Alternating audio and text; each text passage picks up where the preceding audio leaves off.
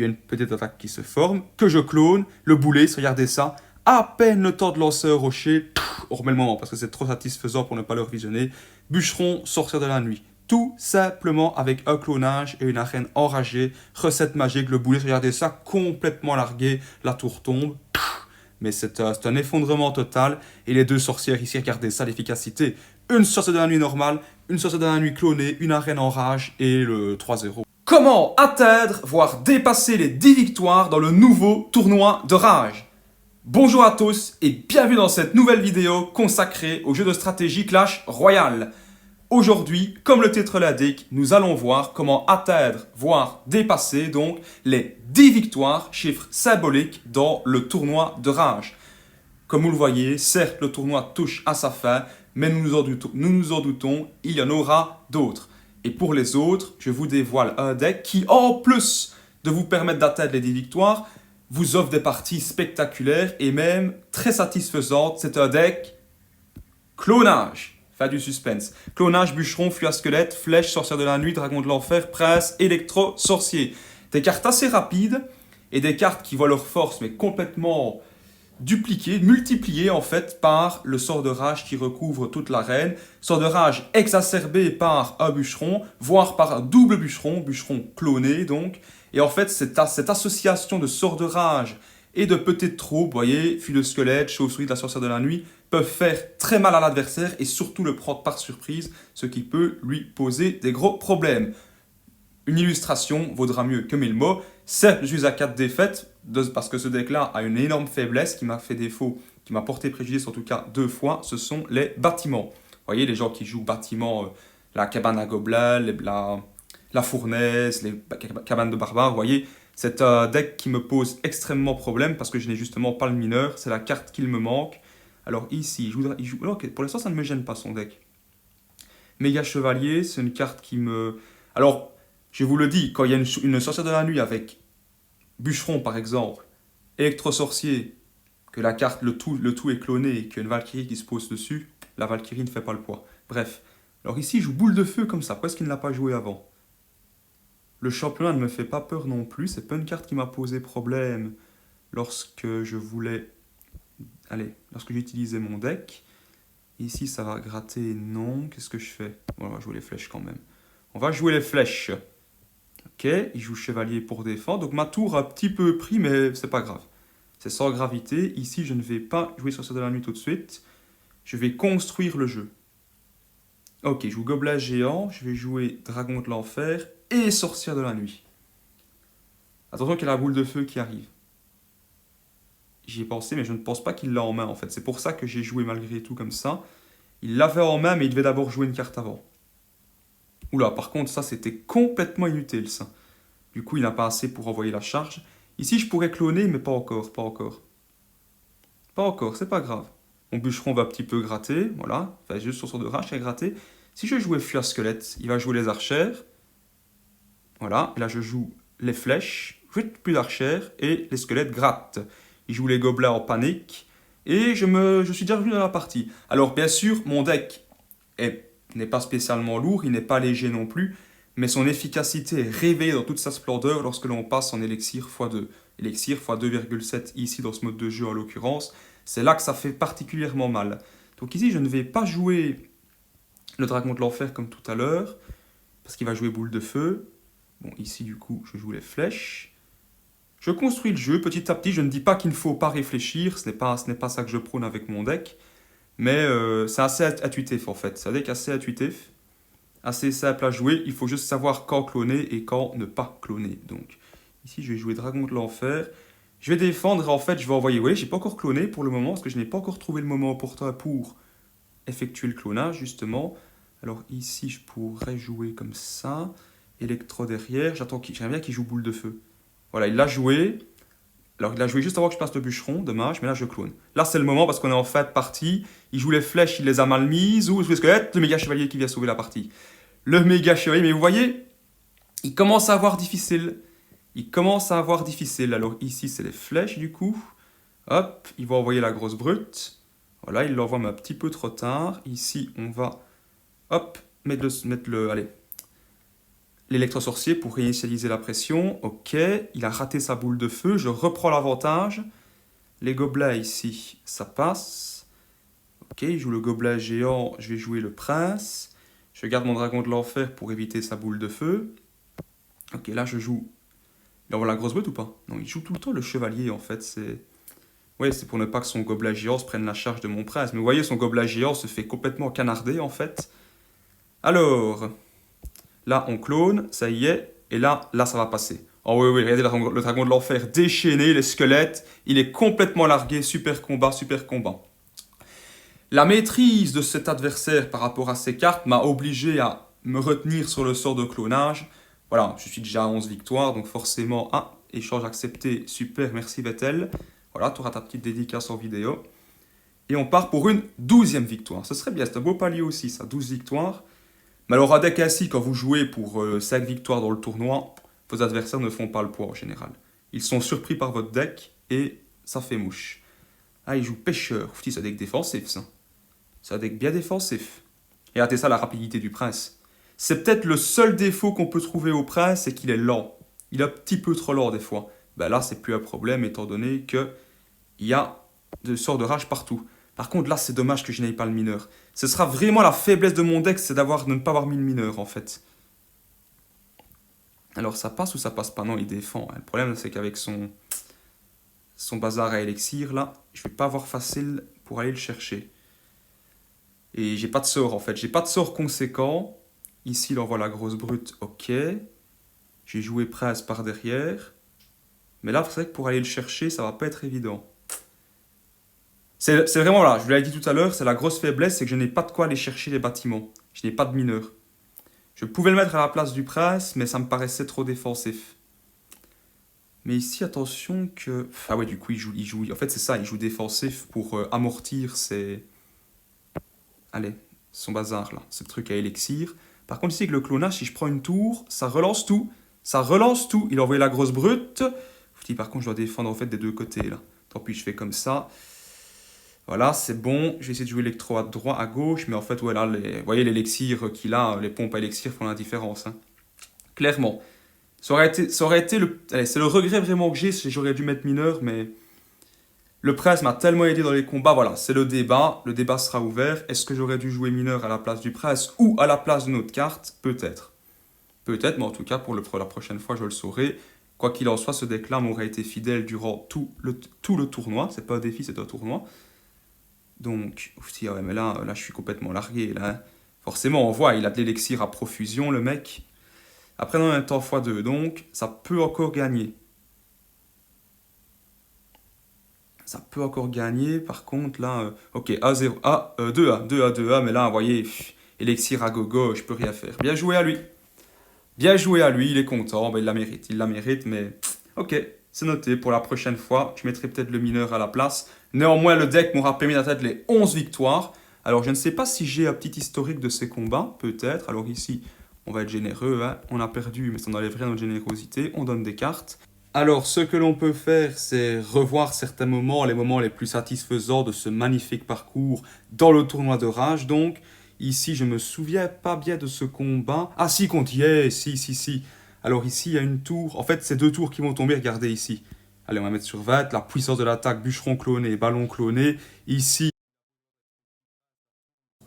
il zappe, mais le dragon de l'enfer finit le travail. Entre-temps, il parvient à me prendre une tour de son côté aussi. On va un petit peu avancer le combat. Et vous allez voir qu'une Valkyrie, face à des troupes clonées, ne peut rien faire. Donc ici, il zappe. Bûcheron, sorcier de la nuit cloné. Regardez la Valkyrie. Elle tourne, pout, elle tombe. Terminé. Il est obligé de jouer les flèches pour sauver sa tour. Et un petit peu plus tard, je lancerai une attaque ultime qui me permettra justement de gagner cette tour. Alors, il refait la même erreur. Il rejoue Valkyrie. La Valkyrie, regardez ça, complètement impuissante. Encore quelques squelettes qui vont gratter. Mais sa tour tient à rien du tout, à un fil, à 229 PV. Et finalement...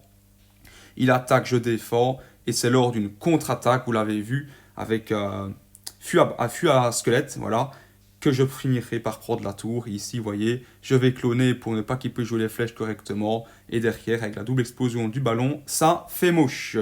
Moment très satisfaisant, donc on pourra peut-être même en faire une compilation. Alors ici, contre le bélier fort, Il y a un petit truc que vous pouvez mettre dans les commentaires, c'est que signifie le 2022 qu'il y a à côté de en dessous de sa bannière en fait. Il y a un logo du roi qui sourit et le 2022. Donc c'est peut-être quelqu'un qui a obtenu toutes les victoires possibles au tournoi en 2022 ou qui a fini top joueur. Si vous savez ce que ça signifie, dites-le moi en commentaire. J'ai perdu contre ce joueur, mais néanmoins j'ai réussi à lui prendre une tour en début de partie. J'avais une position donc gagnante grâce à ce clonage qu'il a complètement déstabilisé au moment de placer ses flèches. Regardez, on va avancer au moment en question. Voilà. Donc ici, je joue bûcheron, ballon, simple, cloné. Et là, il a les flèches en mer. Regardez, grâce au clonage, il joue ses flèches trop tôt et les squelettes sortent, agissent et prennent une tour. Il finira par me battre derrière, 2-1, mais néanmoins, grâce à cette technique de clonage, j'ai quand même réussi à tromper un joueur avec une forte expérience. Alors ici, ah oui, moment très satisfaisant aussi, c'était soit ce combat-là, soit un autre où un bouliste a été complètement largué. Mais on va voir, je pense que c'était l'autre. Bref, ici donc, on va avancer jusqu'à la prise de la tour, voilà. On va mettre à 40, voilà, pour que vous ayez bien le temps de voir l'attaque se former. 13, sorcier de la nuit, bûcheron, fût à squelette, que je n'ai finalement pas placé, j'avais mis à ce moment-là le clonage, j'ai regardé toutes les troupes. Regardez ça, il n'a plus d'élixir, il peut rien faire, il met un tremblement de terre, mais regardez l'attaque sur sa tour du roi. Regardez ça, le tremblement de terre n'y fait rien. Pouf, 3-0, le mec n'a rien vu venir. Rien du tout, il ne pouvait rien faire. Avec l'effet de surprise, mon deck a fait mouche en quelques minutes de combat. Alors ici, là, c'est un combat en mode miroir. Alors ici, à nouveau 3-0. Contre le... Ah oui, là, c'est le squelette géant qui a été complètement dépassé, complètement submergé par mes troupes. On peut un petit peu avancer ici, du coup. Voilà, donc là, on a sorcière de la nuit. On va mettre comme ça. On va mettre ainsi à 20 secondes. Voilà, donc là, je joue les flèches pour repousser le tout. Donc, sa cabane va tomber grâce au bûcheron. Le squelette géant, terminé, déjà un souvenir. Une sorcière de la nuit complètement affaiblie, mais avec ses chauves-souris, regardez ça. Regardez l'efficacité. Carte légendaire ou pas? Mais oui, monsieur. Alors ici, déjà à 0, donc, ah bon, pour une tour un petit peu affaiblie, mais pas tant que ça. Ici, il avait très mal joué son bâtiment, mais bref, ce n'est pas l'histoire. Et là, regardez le contre, regardez-moi ça. Le clonage qui arrive, sa carte, là, son champion, impuissante. Et derrière, ça gratte, ça gratte. Il joue poison, et c'est grâce au poison que sa tour va tenir. Elle va tenir à trier à 59 PV, 51 PV, que je finirai avec des flèches. Voilà, je vous montre quand même le moment. J'ai un petit peu hésité, mais l'excès de confiance, en l'occurrence bien placé ici, m'accorde 1-2-0. Et ici, du coup, c'est sur une contre-attaque. Il va jouer, il va défendre avec sa légendaire. Il va mettre squelette géant. C'est un petit peu après, je me trompe d'attaque. Voilà, c'était ici. Vous voyez, il joue son champion. Il va rejouer le squelette géant, complètement largué. Les squelettes des chauves-souris font le travail. Il tombe, et avant même que sa bombe n'explose, c'est la tour du roi qui explose d'abord. Vous voyez, donc l'efficacité des squelettes et des chauves-souris avec un sort de rage sur la reine, c'est mortel. Ensuite, on a encore quelques-uns. Ici, c'est beau. Ici, c'est vraiment un combat magnifique. Magnifique.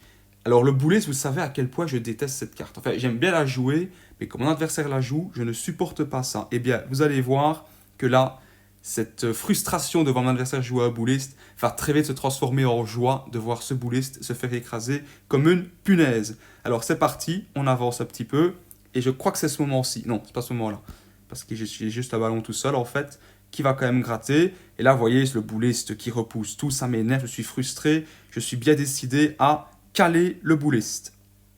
Alors ici, il y a une petite attaque qui se forme, que je clone, le bouliste, regardez ça, à peine le temps de lancer un rocher, on remet le moment parce que c'est trop satisfaisant pour ne pas le revisionner. Bûcheron, sorcière de la nuit. Tout simplement avec un clonage et une arène enragée. Recette magique, le boulet, regardez ça, complètement largué. La tour tombe. Mais c'est un effondrement total. Et les deux sorcières ici, regardez ça, l'efficacité. Une sorcière de la nuit normale, une sorcière de la nuit clonée, une arène en rage et le 3-0. Ouais, voilà, 3-0, c'était vraiment, vraiment, vraiment magnifique. Un très beau tournoi pour lequel je garde de très bons souvenirs et duquel je sors aussi avec une énorme expérience. Allez, dans les ligues maintenant, étant donné que le tournoi s'est terminé un peu rapidement, voilà, une victoire, une défaite. En même temps, j'étais à 4 défaites déjà, mais j'étais à la merci d'une défaite. Mais bon, 11 victoires, c'est pas mal. Nouveau record donc pour les tournois de rage. Alors ici, qu'est-ce que l'on va avoir de bon? Quelqu'un qui joue le petit prince. Décidément, on l'avait un petit peu moins vu ces temps-ci, mais maintenant il est de retour, hein. Squelette géant, ok. Bon, dragon de l'enfer, du coup. Attention qu'il va tout repousser. En fait, son squelette géant avec sa bombe. Après, la bombe fait moins de dégâts qu'avant. Par contre, ça, je comprends pas. Le chevaucheur, tout derrière comme ça, là, j'ai pas compris. J'ai dû louper un épisode. Le champion qui tape, mais je ne panique pas, chauve-souris et mineur. Voilà. Et maintenant, qui va faire le plus de dégâts? Alors, il joue très bien avec ses électrodes là. Il zappe, c'est bien joué. Le prince qui va se laisser distraire. Attention que c'est un deck, ça me rappelle, j'avais vu un deck comme ça, je pense, une fois. Je pense que c'était un peu le même genre de deck contre lequel ça s'était joué à Aria une fois, qui a vu un finish épique en fin de partie. Ça me rappelle quelque chose. Bref, concentrons-nous sur ce combat-ci. Sorcière à gauche. Pour un petit peu le déstabiliser que je joue à gauche. Un tour de droite, il l'a gratté, donc ça le frustrera pardon, de ne pas pouvoir enfoncer le clou à droite et de devoir défendre à gauche. On va voir. Mais là, il va jouer quoi? Squelette géant? Squelette géant, bien sûr. Le fût était très très bien joué. On a quelqu'un là qui sait jouer, hein, qui connaît son deck, qui sait ce qu'il doit faire. Ça va pas être facile d'aller le chercher. Alors, il joue chevaucheur à droite, très bien. On défend comme on peut. Ok. J'ai joué mineur à gauche. Là-dessus, c'est mineur de l'autre côté, évidemment. Il doit défendre des deux côtés, c'est gênant pour lui. Il joue champion, il joue ici les électrodes, mais regardez ça, l'attaque de gauche, là, qui fait mal.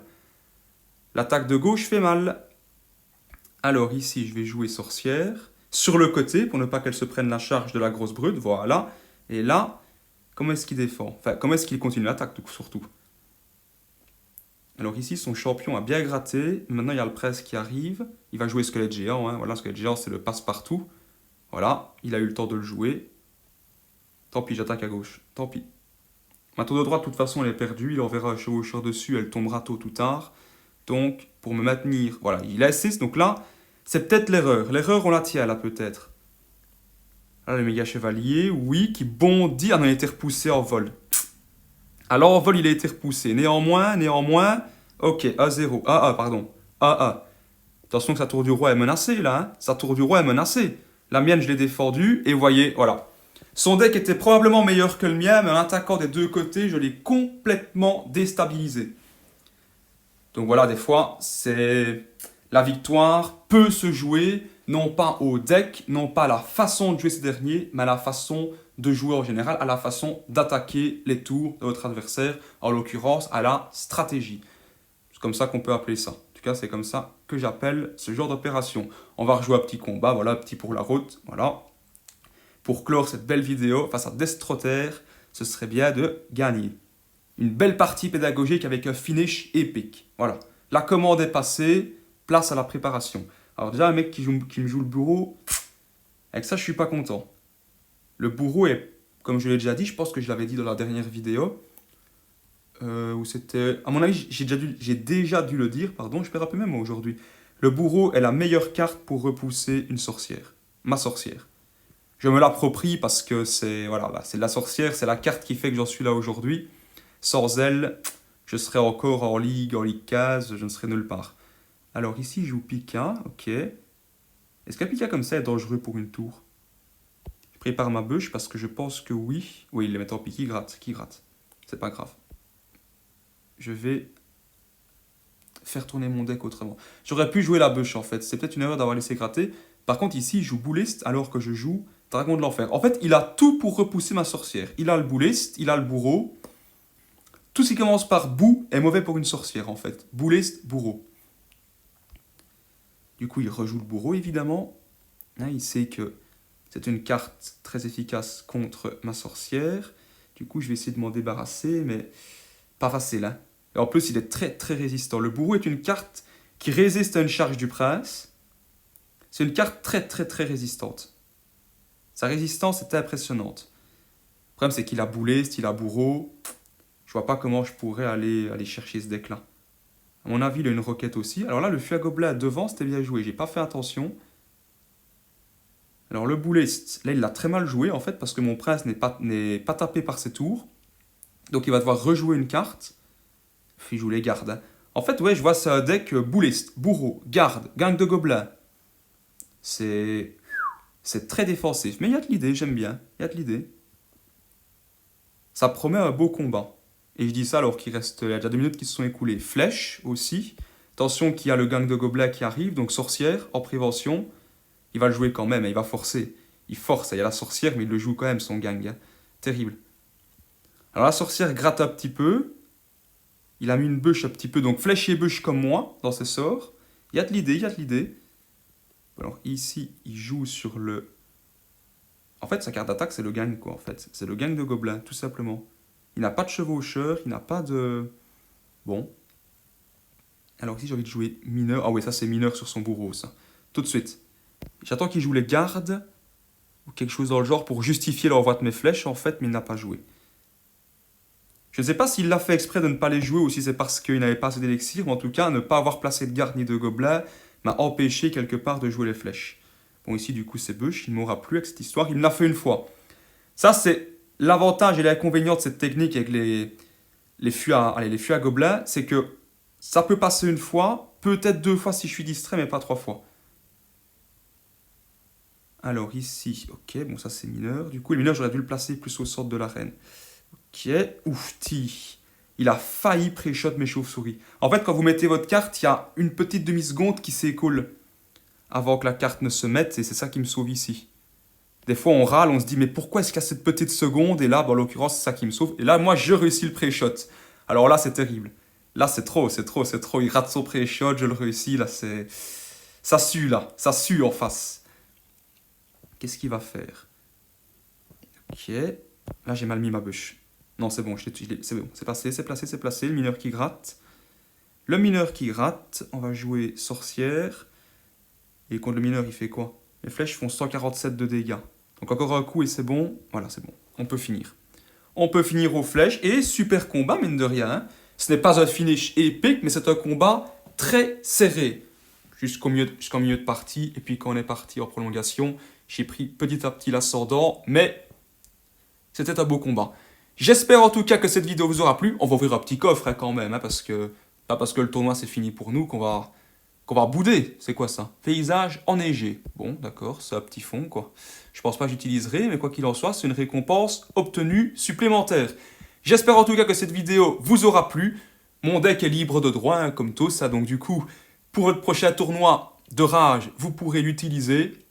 Peut-être remplacer Prince par le mineur d'ailleurs. Dites-moi ce que vous en pensez dans les commentaires. À très vite pour une prochaine vidéo où nous reviendrons sur le chemin des trophées. Vous verrez, les parties seront épiques. D'ici là, portez-vous bien. Ciao!